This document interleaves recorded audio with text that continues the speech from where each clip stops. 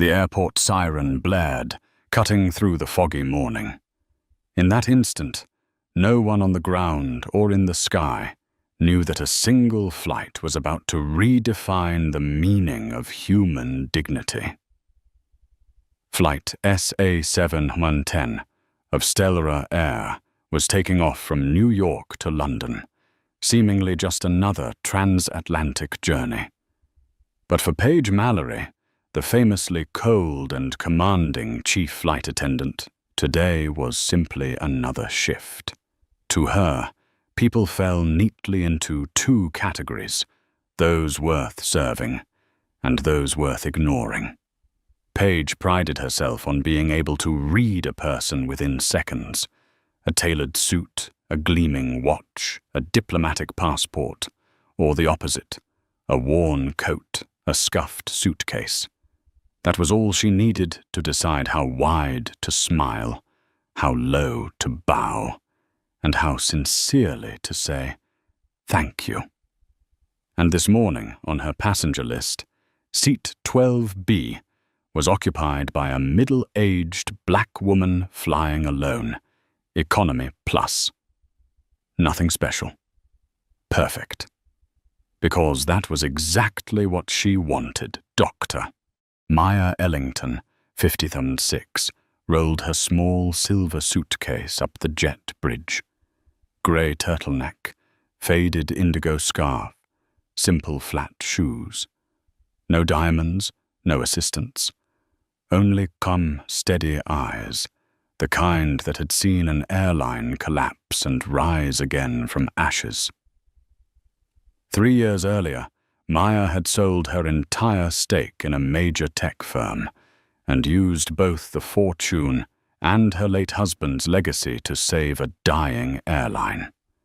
She renamed it Stellar Air and changed its slogan to Dignity in the Skies. She didn't just want to run an airline.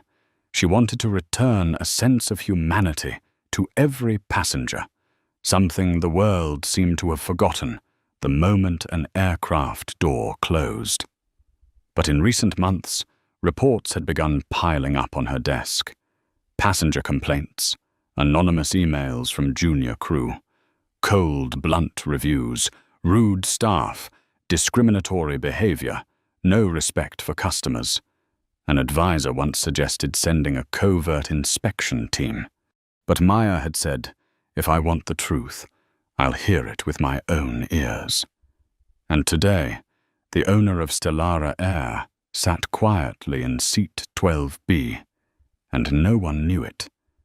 The aircraft rolled through a thin veil of rain, the red light reflecting off its silver body. Inside, passengers crowded the aisles, lifting bags and searching for seats. Paige leaned against the galley wall, arms folded, her dark red lipstick tightening into a frown. "Sir, that won't fit. You'll have to check it." "Ma'am, move along. You're holding everyone up." Her voice sliced through the air like a blade. No apology, no warmth. Only sighs and raised eyebrows filled the cabin. Maya approached, pausing by the narrow galley. "Good morning," she said softly, her voice warm and courteous. Paige glanced at her, eyes sweeping from head to toe, then said nothing. Instead, she turned to the young attendant beside her, Tessan Gwen, who looked nervous and uncertain, and remarked loud enough to be heard, "Make sure you double. Check the meal pre-orders in economy. Sometimes their cards get declined." A crooked smirk tugged at Paige's lips. Tessa lowered her gaze, silent. Maya heard every word, a small, cold cut, and a familiar one. The kind of wound she thought she was too old to still feel. She walked on, quietly finding her seat. 12B, by the window. The grey fabric seat was frayed at the edges, the "in" flight magazine crumpled. She adjusted her scarf and made a mental note. Cabin materials worn out. Replacement due next quarter. A warm male voice spoke beside her. Beautiful morning for flying, isn't it? She turned. Harold Whitman, 70. 2. A retired history professor with kind eyes and impeccable manners. Maya smiled. Indeed it is, Mr. Whitman. Harold Whitman. London's calling. Well, my grandkids, actually. They chatted for a while, his simple warmth easing the chill of the cabin. Up front, Paige continued barking orders like a general, the click of her heels echoing down the aisle. No one knew that within hours those same heels would carry her to the edge of her career and her downfall. Meanwhile, Maya Ellington, the unassuming woman in seat 12B, closed her eyes. The engine's hum filled the silence, like a vow whispered to the clouds. If dignity is ever lost in the skies, I will be the one to find it. The cabin door closed with a sharp clack, like the sound of fate sealing itself onto an entire flight. The intercom crackled to life, the voice of Purser Owen Briggs, steady, practiced, and hollow, like a line memorized too many times. Good morning, ladies and gentlemen. Welcome aboard Stellara Air Flight SA-710 to London Heathrow. While his greeting echoed through the cabin. Midsection, Paige Mallory leaned against the galley wall, her eyes sweeping across the passengers like a scanner. She could read a person's worth instantly. A Rimowa suitcase? A business-class traveler bumped down to economy plus. That was someone worth serving. But the ones in worn sweaters, dull shoes, or tired faces? Invisible. A young mother struggled with a child seat. The baby wailed, her husband fumbled with the straps. Paige sighed, pressing her red-tipped nails hard against the metal counter before muttering a line as sweet as poison. Some people really shouldn't fly with kids if they can't handle them. Standing beside her, Tessa Nguyen, a flight attendant barely 6 months into the job, forced a nervous smile. She said nothing. In this environment, challenging Paige was career suicide. But Maya Ellington, seated a few rows away, heard every word. That cold, detached tone brought back memories of boardroom meetings where people were ranked by their income. And now, in her very own airline, that same contempt was in the air, not on the ground, but 30,000 feet above it. As the last passenger took their seat, Paige raised her voice. Buckle up quickly, folks. We're already 5 minutes behind schedule. No smile, no please. She strode down the aisle, inspecting rows with laser precision. When she reached row 12, her gaze paused. A middle-aged black woman, purple scarf, simple grey sweater, probably an office worker, she thought. Nothing remarkable. Maya gave a polite nod. Good morning. Paige didn't respond, only glanced at her, then turned to Tessa and said, Be sure to double-check economy pre-orders. Sometimes their cards bounce. She walked away, leaving behind a heavy silence. Harold Whitman, seated beside Maya, frowned. That was uncalled for, he muttered. Maya smiled gently, calm but firm. Sometimes silence says more than words. As the aircraft began to taxi, the engines roared softly, lights flashing outside the window. The cabin tilted slightly. Paige and Tessa moved to the aisle, performing the safety demonstration, the life vest lifted, the gestures mechanical, the eyes like glass. No one was watching, because even the ones demonstrating didn't believe in what they were saying. Meanwhile, Owen Briggs strolled down the aisle, his attention reserved only for those in suits. "Miss Jacobs, always a pleasure to have you on board," he said smoothly, flattering a business-class passenger downgraded to seat 11C. For Maya and Harold, he gave nothing more than a passing glance, as though they were shadows. Maya pulled out her small notebook and wrote swiftly, "Clear discrimination, unequal interaction, complete disconnect from company philosophy." As the plane lifted off, the cabin vibrated gently. Harold chuckled softly. "I always love that moment, when the earth lets go." Maya replied, her voice low, "Yes, that's when you see who truly knows how to rise." A ding echoed overhead. The seatbelt sign turned off. Cabin service began. Instantly, Paige slipped back into her commanding persona, signaling Tessa to push the drink cart. "Move faster," she whispered. "Passengers don't like to wait." But the truth was, what Paige couldn't stand was being seen as weak. She always had to be in control. Meanwhile, Maya gazed out the window. Clouds drifted below like a sea of white cotton.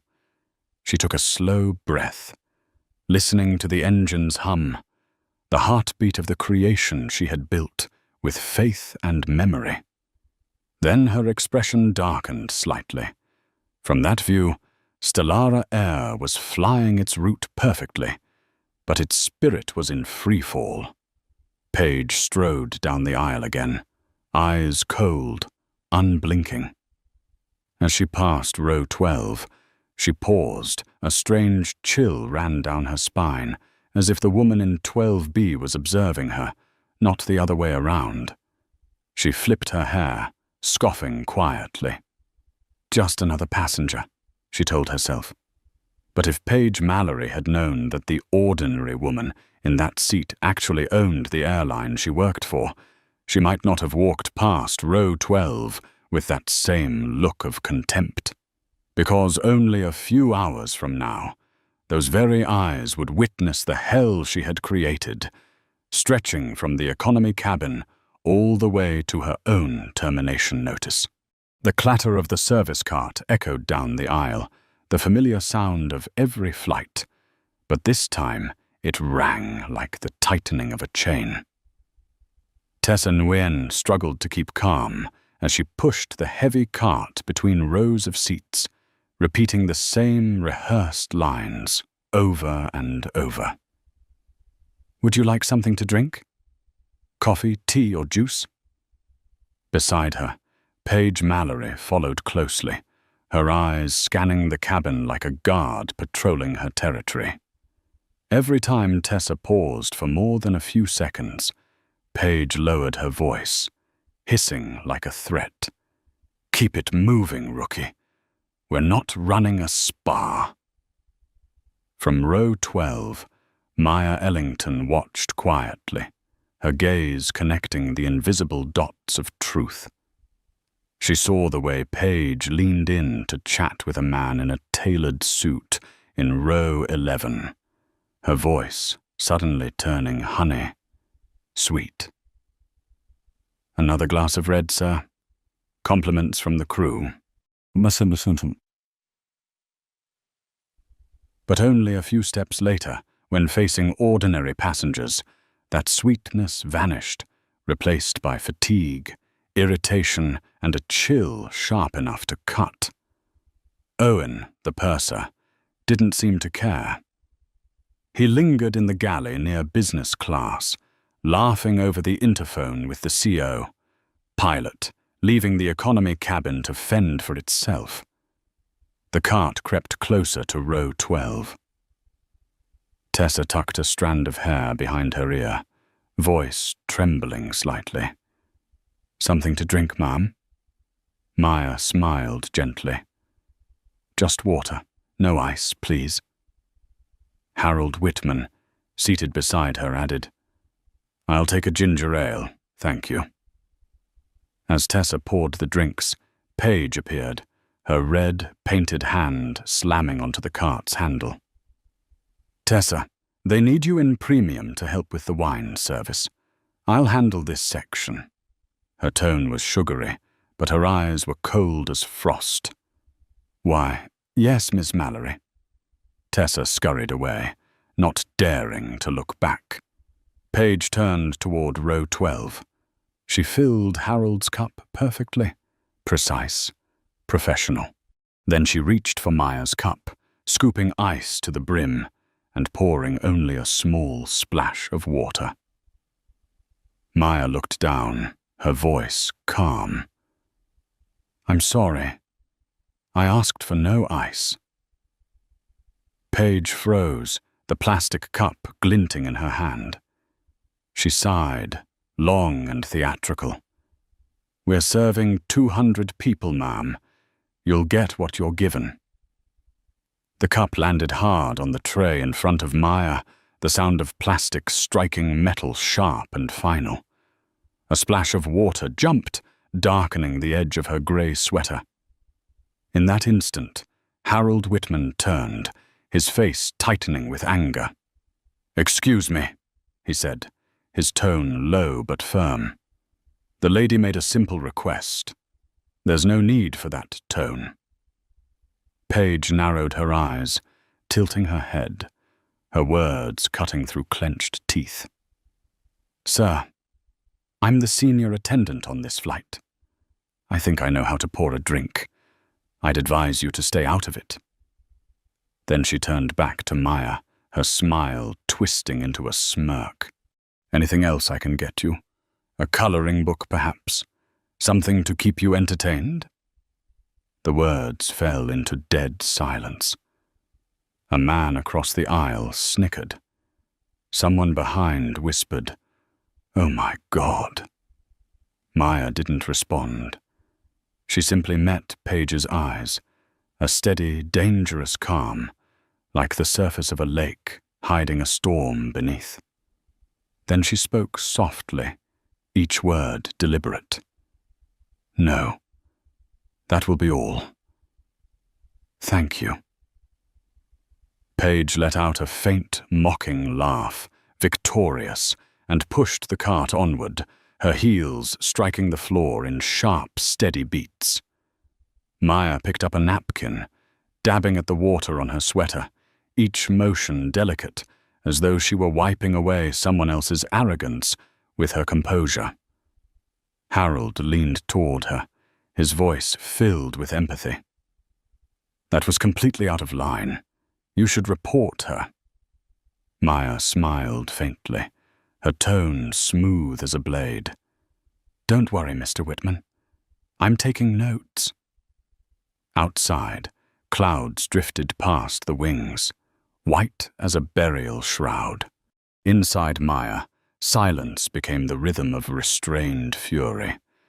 Every gesture, every glance, every cutting remark was being recorded, not only in the small notebook on her lap, but in the memory of the woman who owned the entire airline.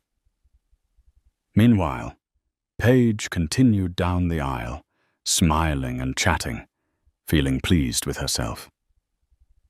She didn't realize that the cup of ice water she'd just served had frozen her fate in place forever. The smell of food began to drift through the cabin, a mix of curry, pasta, and burnt coffee. For most passengers, it was just the familiar scent of an in-flight meal. But for Maya Ellington, each trace of aroma rose like a warning signal. The service was deteriorating, and with it, the spirit of respect was evaporating. She looked around. Owen Briggs, the purser, moved between cabins like a confident commander, but his gaze stopped only at the front rows, where a passenger in a black suit was chatting comfortably. Owen bent slightly, his voice smooth as silk.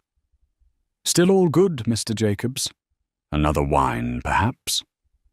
His smile existed only for those who looked important. For the rest of the cabin, they were just regular passengers. The smile disappeared as soon as he turned away, revealing a face both cold and hollow. The food cart rolled closer to row 12. Owen's voice was flat and empty. "We're out of the chicken. Only vegetarian curry left." No apology, no explanation. Maya looked up, her sharp eyes cutting through the pretense. She had just seen Paige Mallory walking past the front rows, placing a tray of chicken pasta in front of the man in the black suit. The aroma of roasted chicken still lingered faintly in the air. She knew the rule, one she had written herself. Always prepare 15% extra of the most popular dish to avoid the out-of-stock excuse, which meant Owen's words could only mean one thing: dishonesty and favoritism. "Curry will be fine," Maya said calmly. Harold beside her tilted his head, frowning. "They said they're out of chicken? Odd, isn't it?" "Not odd," Maya replied softly. "Predictable." Owen placed the tray on the cart, then with a carelessness that seemed almost deliberate, tipped it. The steaming curry spilled directly onto Maya's grey sleeve. A bright yellow stain spread quickly, releasing a pungent smell of turmeric.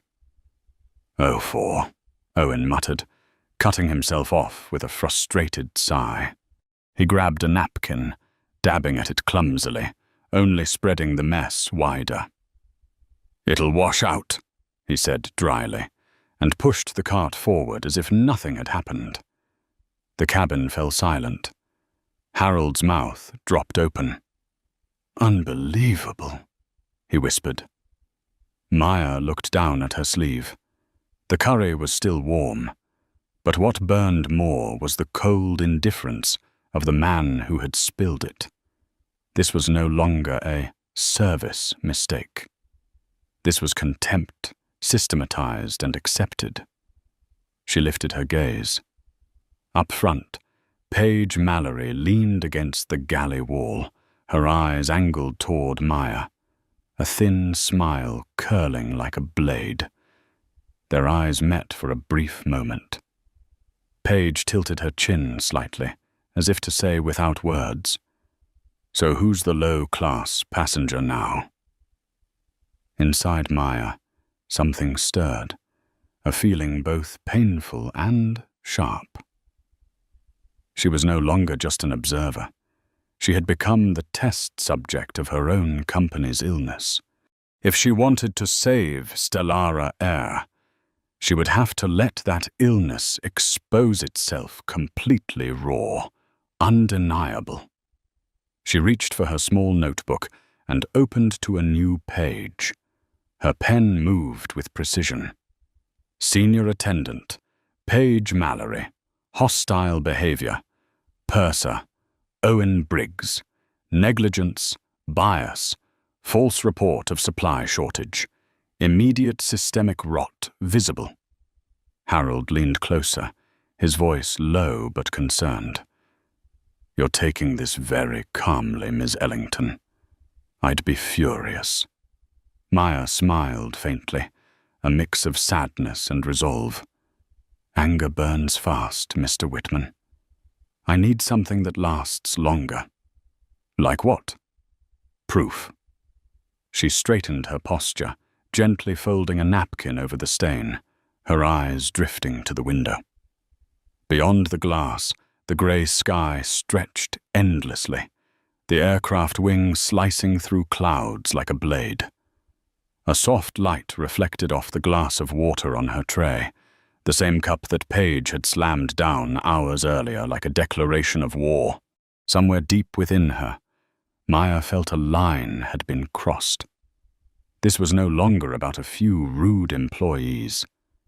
This was a quiet rebellion against the very values she had built. She closed the notebook.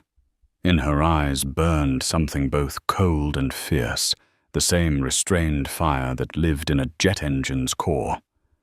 And Paige, still smiling up in business class, had no idea that every gesture, every smirk, every tiny stain of curry on that grey sleeve was weaving together the case that would soon condemn her. The flight continued. But at 35,000 feet, a silent investigation had already begun. The sky outside the window had turned the color of ash. Stellara Air Flight, A710, sliced silently through thick clouds, leaving behind pale white contrails like cold scars across the horizon. Inside the cabin, the air felt heavy, as if both crew and passengers could sense something deeply wrong spreading quietly among them. Dr. Maya Ellington sat still in seat 12B, her hand gently brushing the dried yellow stain of curry on her sleeve. It had hardened, becoming evidence of something far deeper than mere disrespect, a system rotting from within. Without a word, she pressed the call button. The light blinked on, but no one came. 1 minute. 5 minutes. 10. The steady drone of the engines filled the silence, mingled with the occasional whisper of passengers. She remained upright, her calm gaze fixed forward, as if she were testing the patience of the very airline she had built. 27 minutes later, the sound of soft footsteps approached. Tessa Nguyen, the young flight attendant, appeared holding a small bottle of water. "I'm so sorry for the wait, ma'am," she said quietly, her voice trembling. "Here's some water." Maya accepted it with a gentle nod of thanks, but before she could say more, Tessa had turned away quickly, as if afraid her own eyes might betray her fear. Maya sighed. No anger, no blame, only sadness. They hadn't just lost empathy. They had lost the courage to do what was right. 3 rows ahead, Paige Mallory was chatting with the man in the black suit, her tone dripping with false sweetness. "Can I get you another wine, sir? From premium cabin. Just this once?" she whispered with calculated charm. The man laughed heartily. "You're a lifesaver. Anything for our valued passengers," Paige replied, emphasizing the words valued passengers, like a mockery aimed at the rest of the cabin. Maya noted in her small book, favoritism, disrespect, neglect of service duties, loss of integrity, total. When she looked up again, her gaze fell on Owen Briggs, the purser, standing in the galley with 2 male attendants, laughing as they huddled over a phone watching a video. They laughed loudly, oblivious to the trays still waiting to be cleared. "Is this my Stellara Air?" she thought, her chest tightening. She remembered the early meetings when she told her team, "We don't just carry people, we carry their dignity." And now, they carried attitude, exhaustion, and hollow authority. 5 hours into the flight, as the cabin lights dimmed, most passengers were asleep. Only a few personal screens glowed faintly in the dark. A baby cried in row 18, a soft, fragile sound that seemed to echo in the stillness. A young mother, no older than 25, gently rocked her baby near the exit door, her eyes ringed with fatigue, her shoulders trembling with exhaustion. Then Paige Mallory appeared from the galley, her face darkened with irritation. "Ma'am, you need to sit down. You're disturbing other passengers." Her tone was sharp as a blade. The mother stammered, "I'm sorry. He just won't stop crying." The motion helps him sleep. Paige crossed her arms. The Isle is not a playground. Control your child, or I'll have the captain issue a formal warning. You're violating safety rules. Passengers nearby turned to look. Some frowned, others lowered their eyes, unwilling to get involved. Maya felt a chill run down her spine. This wasn't just unkindness. It was abuse of power, the most dangerous toxin in the skies. She picked up her phone, resting it on her lap beneath her scarf.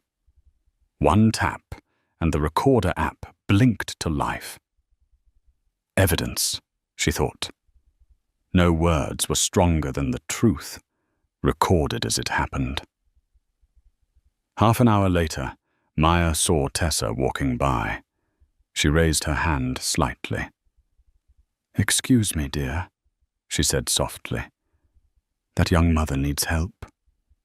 Perhaps I could hold the baby for a moment, give her a little rest." Tessa froze.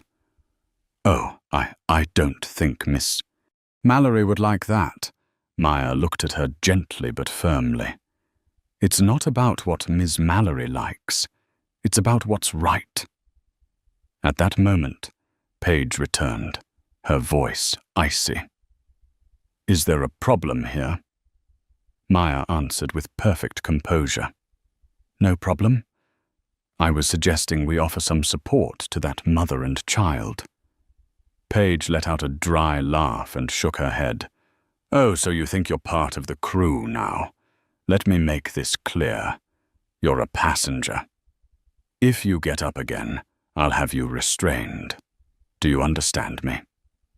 The entire cabin froze.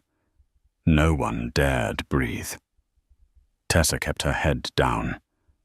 Owen, from a distance, pretended not to see. Maya looked directly at Paige, her eyes unwavering. "I understand you perfectly," she said, her voice low, calm, and unshakably steady.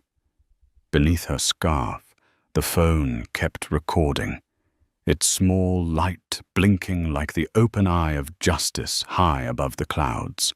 She leaned back in her seat and closed her eyes.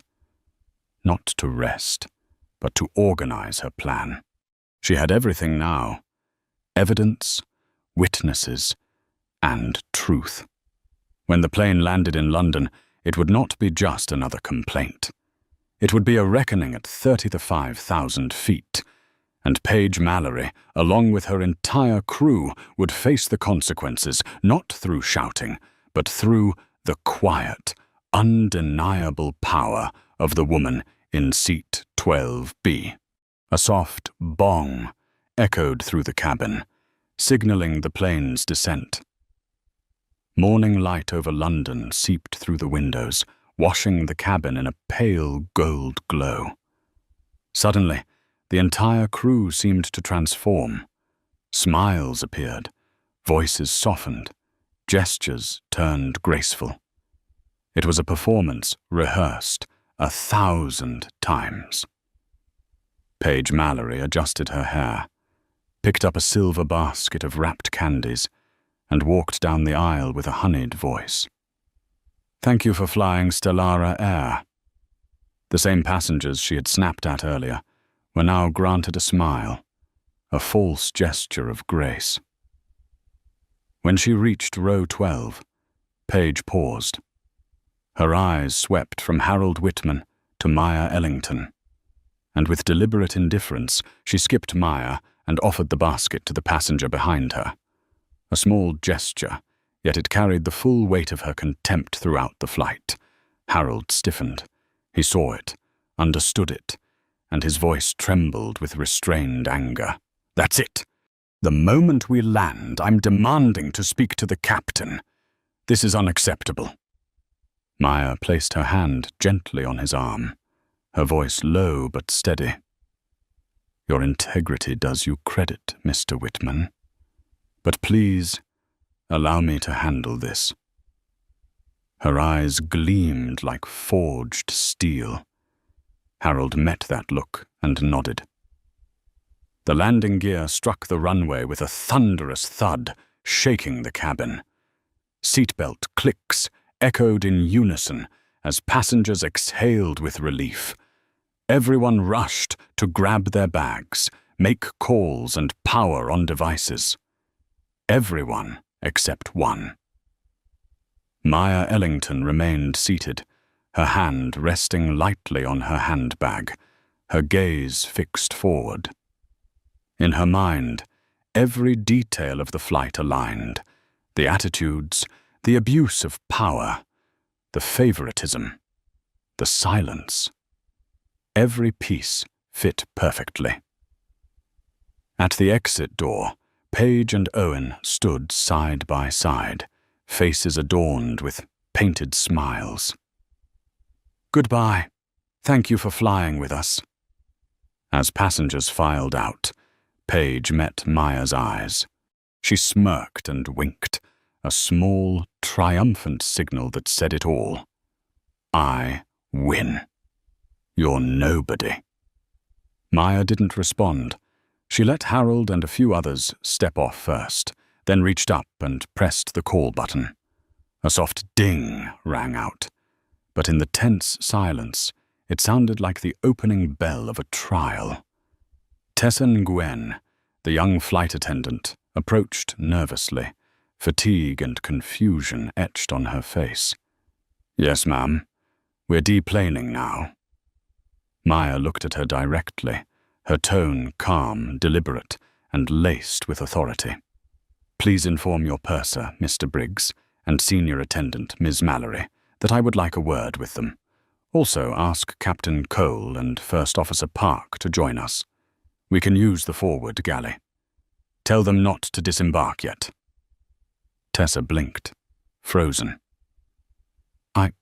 I can't do that, ma'am. We have procedures." "I'm aware of the procedures," Maya interrupted, her voice quiet but sharp as a blade. "Now please go and deliver my message. Tell them passenger 12B insists." There was something in her tone, something that commanded compliance, not through anger, but through authority, earned from a lifetime of leadership. Tessa hesitated, then hurried toward the front. From her seat, Maya could hear the voices ahead. "What passenger 12B?" Paige scoffed. "The one with the attitude? Tell her to file a complaint online like everyone else." "She's insisting," Tessa murmured. "She wants the pilots, too." Owen let out a cynical laugh. "Unbelievable. Fine. I'll deal with this." Moments later, Owen Briggs appeared at row 12, his face tight, the professional smile wiped away. "Ma'am, the flight's over. Whatever your concern is, please take it up with customer relations once you exit." Maya looked up, her calm eyes freezing the air between them. "My concern," she said, enunciating every word, "is with you, your crew, and the operational integrity of this flight. I will not be discussing it with customer relations. I'll be discussing it with you, Miss Mallory, Captain Cole, and First Officer Park, now, in the galley." She paused, her tone dropping lower, colder. "Or would you prefer I conduct this conversation on the jet bridge where your ground crew and the arriving passengers can hear?" Owen's smile vanished completely. He stood frozen for a few seconds before giving a rigid nod. "Fine," he said quietly, "but make it quick." Maya rose from her seat, straightening her sweater. The dried curry stain on her sleeve caught the light, a silent badge of insult and proof. She walked down the hushed cabin, her steps soundless. Ahead, Paige Mallory stood with her arms crossed, eyes narrowed. "Let's get this over with," she muttered. Maya didn't respond. As she stepped into the galley, the air seemed to tighten, as though the cabin pressure had dropped. The captain, first officer, purser, and 2 attendants stood in a line. On one side, the flight crew of Stellara Air, and facing them, a single woman in a plain grey sweater and purple scarf, serene, composed, yet radiating an authority so tangible it felt like gravity itself. In that silence, each of them sensed it, though none yet understood. In mere seconds, the woman they had dismissed would make one phone call that could send the entire crew plummeting without ever leaving the ground. The galley was silent. The noise of passengers outside seemed sealed off by an invisible wall. Only Paige Mallory, Owen Briggs, Captain Martin Cole, First Officer Aidan Park, Tessa Nguyen, and the woman they thought was a difficult passenger remained. Maya Ellington. "All right," Owen began, his tone tight. "What's this about? You're holding up the deplaning process." Maya stood calmly in the narrow aisle, light catching on the purple scarf around her neck. She didn't raise her voice, didn't tremble, but spoke with a steadiness that made the air itself heavy. "It's about leadership, and the absence of it." Paige let out a sharp, dry laugh. "Oh, for heaven's sake, you've been to nothing but trouble this entire flight. You got your water, your meal, your seat. If you want a voucher, fine. I'll ask customer relations." "Enough." The word was soft as a breath, yet it landed like a command. The cabin froze. Maya reached into her handbag and took out her phone. No one knew what she was about to do. Some thought she would record them. Others assumed she was calling customer service. Instead, she swiped the screen and tapped a contact labeled R. Ortega, COO. The phone rang once before it was answered. "David, it's Maya," she said calmly. The entire crew went rigid. The way she said his name, without hesitation, without formality, spoke of authority, not request. "Flight SA-710, just landed. I need you to do a few things immediately." The voice on the other end said something, and Maya nodded slightly, her gaze fixed on those before her. "First, ground the entire cabin and cockpit crew of this flight, effective immediately. No one is to be rostered until I complete my review." The air seemed to freeze solid. Captain Cole frowned. "A grounding order? Who the hell do you think you are?" Paige scoffed. "She's insane. She's faking the call." But Maya continued, her tone even, unshaken. "Second," she said into the phone, "contact Heathrow ground operations. I need a secured conference room for 6 people. Include Mr. McKenna from UK operations and Ms. Holt from HR, Code Sierra." The moment she said the words Code Sierra, Owen Briggs went pale. He knew that code. It was used only for emergencies authorized by the owner's office. No one outside the board had the power to invoke it. Maya turned her gaze to Paige, her voice dropping into something colder. "Third, have airport security meet this crew at the jet bridge. Collect their IDs and access cards. They are not to communicate with anyone until I arrive." The voice on the other end responded. "Excellent. I'll see you in 15 minutes. She ended the call and placed the phone back into her bag. The silence that followed was absolute. "Was that supposed to scare us?" Paige asked, forcing a shaky laugh.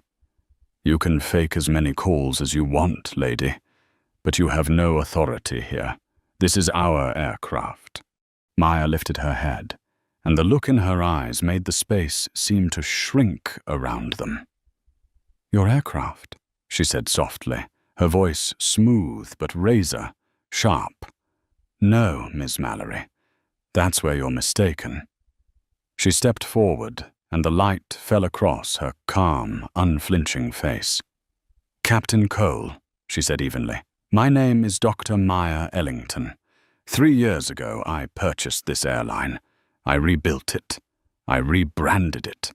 Every seat you stand beside, every uniform you wear, every paycheck you receive comes from me." The galley erupted in stunned silence. Owen stepped back, his face drained of color. Aidan Park's eyes went wide. Captain Cole opened his mouth, but no words came out. Paige stood frozen, her mocking smile cracking like a broken mask. Maya's voice cut through the air, low and powerful. "You insulted passengers. You disrespected elders. You threatened a mother with a baby. You turned compassion into a nuisance, and authority into a weapon. And you did it all under my banner." She turned to Owen, her tone steady, but ice. Cold. "As of 90 seconds ago, you and your entire crew are officially grounded. Pending termination." Tessa gasped, her hands trembling, tears welling in her eyes, not just from fear, but from a strange, overwhelming sense of justice. Captain Cole finally found his voice. This is impossible." You're her." Maya nodded once. "I am. And I will make sure Stellara Air never forgets what happens when dignity is left behind." Paige stumbled back against the galley wall, her voice breaking into a whisper. No, this isn't real." Maya turned away, her tone quiet, almost gentle. "It's as real as the curry stain on my sleeve." And as she walked out of the galley, not a single one of them said another word. Because they all understood their flight had ended, but their fall had only just begun. The crew corridor after deplaning was usually quiet, but that morning, every footstep echoed like the drumbeat of judgment.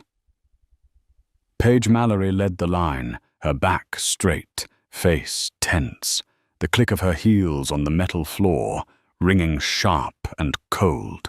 She tried to maintain the poise of someone still in control, but inside, the only thing left was fear. The very fear she had once inflicted on others, now returning, cold as air, from a decompression chamber. Behind her, Owen Briggs walked in silence, head bowed, his hands trembling slightly.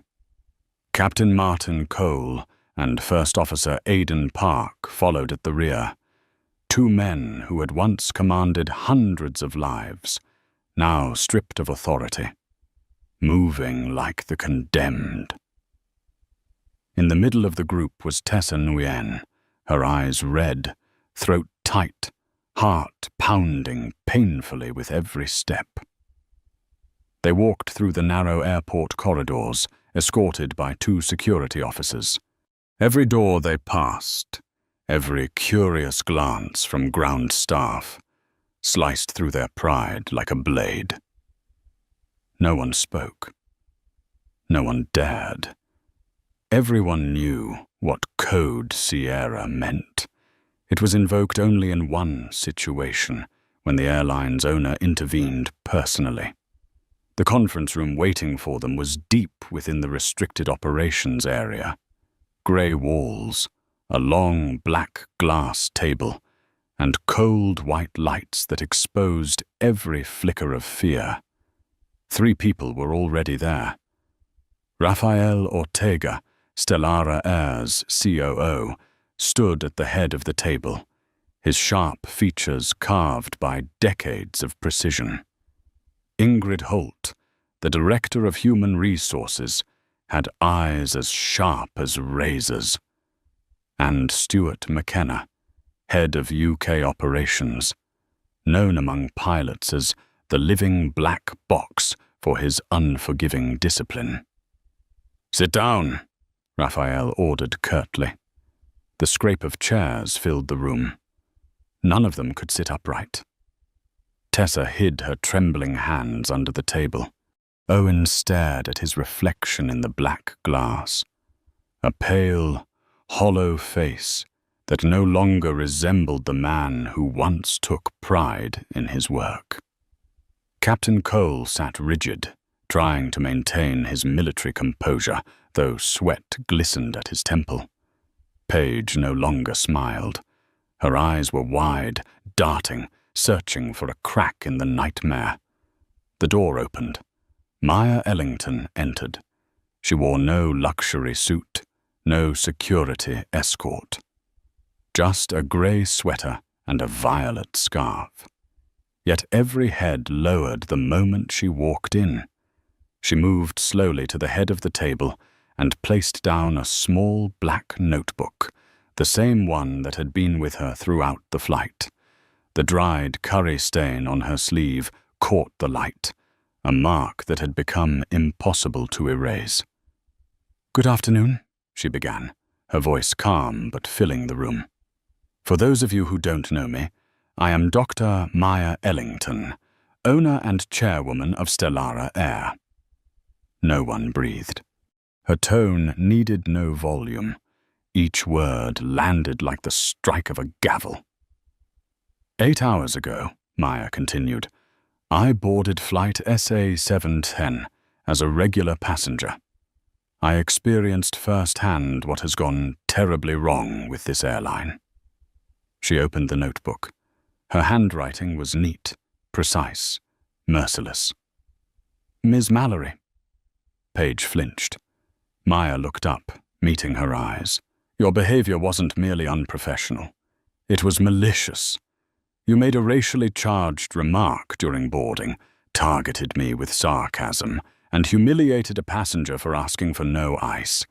Later you mocked a mother with a crying infant and used your seniority as a weapon. Tell me, Ms. Mallory, do you believe authority exists to serve or to dominate?" Paige's mouth opened, then closed again. Her lips trembled. No words came. Maya turned to Owen. "Mr. Briggs, you watched it happen. You allowed it to happen. You lied about meal availability to favor another passenger, and when you spilled curry on me, you didn't apologize. You had the authority to lead your team, yet you chose convenience over conscience." Owen lowered his head. A bead of sweat dropped onto the table, spreading like the final punctuation mark on his career. Then she faced Captain Cole. "Captain, you kept your cockpit sealed, unaware of the toxicity in your cabin. Leadership isn't just altitude and airspeed, it's humanity. You commanded an aircraft, but not your crew." The words broke the man who had logged thousands of flight hours. He nodded, voice low and defeated. "You're right, ma'am." Maya's gaze shifted to the end of the table, to Tessa. "Ms. Nguyen, you were afraid, and I understand that. But fear explains, it does not excuse. When we turn away from cruelty, we become its accomplice." Her tone softened, though her eyes still shone with unwavering clarity.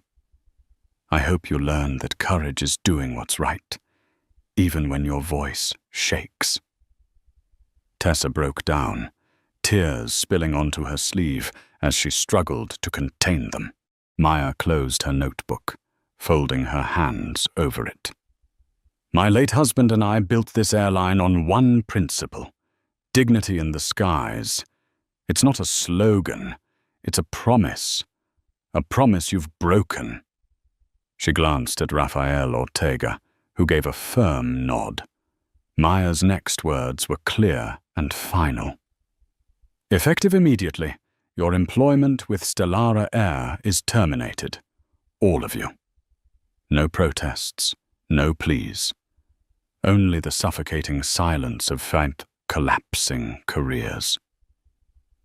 When Maya rose and walked toward the door, no one dared look up. The door shut softly behind her, leaving behind the sound of heavy breathing and the cold metallic scent of regret. And in that moment, they understood they hadn't just lost their jobs, they had lost their dignity. The conference room door closed behind them, leaving 5 broken people in silence. No one dared to look at anyone else. There were no ranks now, no uniforms, only individuals who had just been stripped of everything. On the table, Ingrid Holt, the Director of Human Resources, slid a neat stack of white papers toward them. Standard termination and non-disclosure agreements, she said, her voice dry and cold. Sign them. Security will escort you to collect your belongings. There was no negotiation, no apology, no second chance. Paige Mallory stared at the paper in front of her, as if it were written in a language she no longer understood. Her fingers trembled violently. The pen slipped from her grasp, rolled across the glass table, and stopped at the edge of her chair. She had always believed she was untouchable. 20 years of experience, endless commendations in her record. Yet within hours, it had all vanished like vapor from a jet engine. When she stepped out of the room, the hallway stretched endlessly ahead, the white light casting a harsh glow on her hollow face. Employees whispered as she passed. They knew. Everyone knew. The words Flight SA 710 had spread across headquarters in a single morning. That's the one Ellington fired personally, someone whispered. Paige heard, but didn't turn. She just walked on, every step sinking deeper into the floor. In her mind, only one sentence echoed. Your aircraft? No, Miss Mallory. That's where you're mistaken. A month later, her name appeared on every airline blacklist. British Airways, declined. Virgin Atlantic, declined. Lufthansa. Thank you for your interest. No one wanted to touch the woman associated with Code Sierra. 3 months later, her savings were gone. Paige applied to budget airlines, then to ground service companies. No one hired her. 6 months after her dismissal, she was working behind the handbag counter of an upscale department store. Each day, she stood under tired yellow lights, folding paper bags and forcing polite smiles at customers. One day, she caught her reflection in the glass display case and realized her face had taken on the same weary expression she once saw in the passengers she used to despise. But realization came too late, because by then, it wasn't redemption. It was punishment. Owen Briggs fared no better. After the internal review, his file bore a damning note. Leadership failure, willful negligence. No airline would touch a purser with that stain. Eventually, he found a job as a hotel manager in Manchester, teaching young staff how to smile at guests, the very skill he had once forgotten himself. And every time he saw a blue Stellara Air uniform pass through the lobby, his chest tightened, like a seatbelt pulled 1 notch too far. Captain Martin Cole, 30 years of experience, thousands of flight hours, was cited by the Civil Aviation Board for command oversight failure. To keep his license, he accepted cargo routes through the night. No passengers, no thank yous, no laughter of children. only the steady hum of engines and the darkness of the ocean below. Whenever the glow of the control panel reflected on the glass, he saw Maya Ellington's face staring back and heard her voice. "You commanded an aircraft, but not your crew." Only one among them, Tessa Nguyen, the youngest, the most fragile, chose a different path. A week later, in her small apartment, she sat down and wrote a 4-page handwritten letter to Stellara Air's headquarters. In it, she didn't defend herself. She didn't beg for forgiveness. She simply wrote, "I failed you, Dr. Ellington. I failed the values this uniform was supposed to stand for. I saw cruelty and said nothing. I was afraid of my boss. But now I'm more afraid of the person I became." She sent the letter without expecting a reply. But 2 weeks later, her phone rang. The caller was Ingrid Holt. "Dr. Ellington read your letter," Ingrid said. "She believes remorse means nothing unless it's followed by change. She's offering you a 3-month probationary position in Stellara's London ground operations. Under one condition, you must complete our new leadership and ethics training program." Tessa broke down in tears, not because she was forgiven, but because she had been given a chance to make something right. And she did. 3 months later, she completed the program with the highest marks. At the review meeting, Maya looked at her and nodded. "Everyone deserves a second flight," she said softly. From that tragedy, Project Dignity was born. Maya hosted a global live stream addressing thousands of employees. "This wasn't a scandal," she said. "It was a diagnosis, and now we will heal." She erased every old training manual, replacing them with the empathy and resilience curriculum designed by behavioral psychologists. Every employee, from engineers to accountants, was required to participate in Secret Skies, an undercover program where staff flew anonymously as regular passengers and reported their experiences directly to the board. Maya closed her address with a single line that brought the entire audience to their feet in applause. "No passenger will ever be invisible again." And from the ashes of Flight SA-710, a new culture was born. Not merely a restructuring of staff, but the revival of an entire airline's soul. 9 months after the fateful day of Flight SA-710, sunlight streamed through the vast glass panels of London Heathrow Airport, glinting off the silver body of a Stellara Air A350 preparing to depart for Tokyo. Across the fuselage, freshly painted in bold silver letters, gleamed the new company slogan under the morning sun: "Dignity in the skies, always." In the stillness of the first-class suite, Dr. Maya Ellington sat before a thick report titled Post-Project Dignity Review. The numbers across the pages: customer satisfaction, internal feedback, quarterly revenue, all pointed upward. But what made her smile wasn't the graphs. It was the final note written by the head of training. Tessa Nguyen, completed empathy module with distinction, currently mentoring new cabin crew.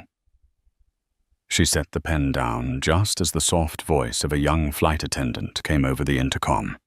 "Ladies and gentlemen, welcome aboard Stellara Air Flight SA-228 to Tokyo."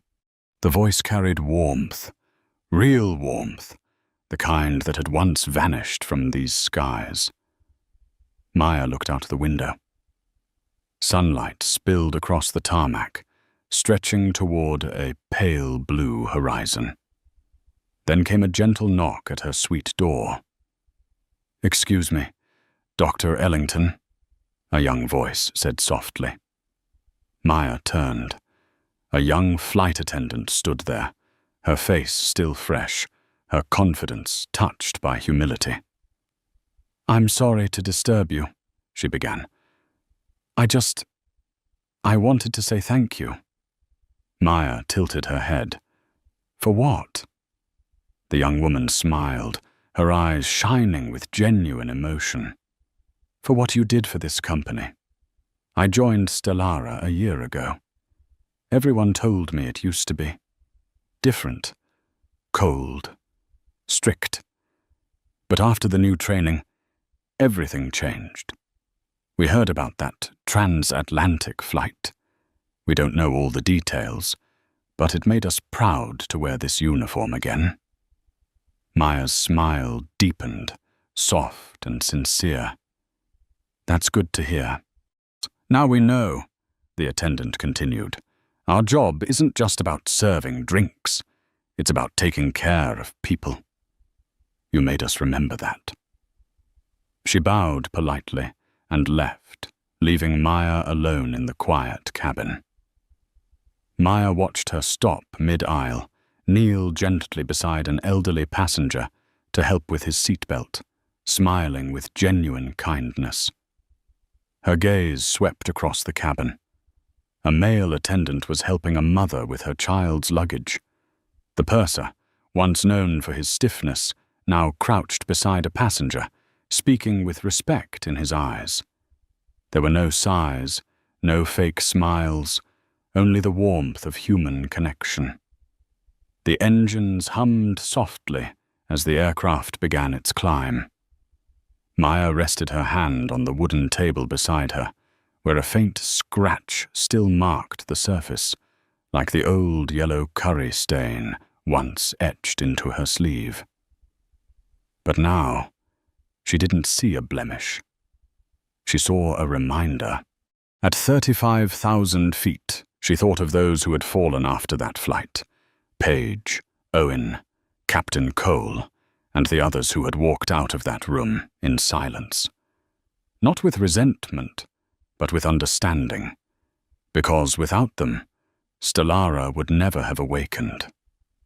Today, dignity was no longer a marketing slogan. It lived and breathed in every smile of the crew. As the aircraft leveled out, sunlight poured across Maya's face. In her mind, she saw Harold Whitman, the elderly professor who had sat beside her on that flight. She remembered the thank you letter he'd sent months later, along with a silver embossed quote that read, "For showing decency when it was needed most, the skies are yours." And the infinity lifetime card he received, a symbol of what Maya had always believed, that kindness can travel farther than any flight path. Maya closed her eyes, letting the steady rhythm of the wind outside merge with her heartbeat. The anger was gone, replaced only by quiet conviction. People may forget passengers, they may forget flights, but no one should ever forget dignity. Outside the window, the sun rose fully above the clouds, bathing the wings in gold. A new dawn had arrived, not just for Stellara Air, but for everyone who had ever been underestimated, disrespected, or dismissed, yet chose to rise with grace. That flight changed everything, not just for a disgraced crew, but for an entire airline. Dr. Maya Ellington proved that true power doesn't come from a title, a uniform, or a seat number, but from integrity, respect, and courage. Because one quiet passenger in seat 12B reminded the world that dignity always deserves to fly. And so the journey of Dr. Maya Ellington came to an end, not with applause, nor with a loud victory, but with a quiet transformation that spread across the skies. From a flight once tainted by arrogance and prejudice, she turned it into a turning point for an entire airline. One where every smile, every thank you, and every small gesture carried a reminder. Dignity is never optional. This story is not just about aviation, or power, or status. It is about us, human beings who can choose to treat one another with respect, even when no one is watching. Because sometimes, true strength is not found in how high we fly, but in how we treat those who share the journey with us. If this story touched you, leave a like, share it to spread the message of kindness and dignity, and don't forget to subscribe so you won't miss the next journeys, where the light of humanity continues to shine bright, even among the clouds.